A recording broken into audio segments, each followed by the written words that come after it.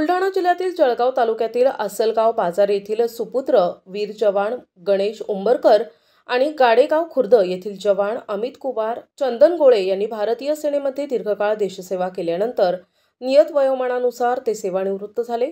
3 ऑगस्टला त्यांच्या स्वगृही म्हणजेच त्यांच्या जन्मभूमी आसलगाव आणि गाडेगाव खुर्द येथे परत आल्यावर त्यांचे मोठ्या उत्साहात स्वागत करण्यात आले। यावेळी गावातील रस्ते रांगोळ्यांनी सजविण्यात आले होते आणि संपूर्ण गावात आनंदाचे आणि उत्साहाचे वातावरण होते।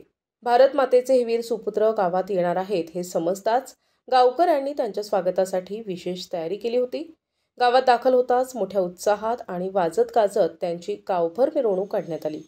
गाडेगाव खुर्द येथील वीर सुपुत्र अमित कुमार चंदनगोळे यांची गावकऱ्यांनी रथयात्रा काढली, तर आसलगाव येथील वीर सुपुत्र गणेश उंबरकर यांची सजवलेल्या गाडीतून मिरवणूक काढण्यात आली।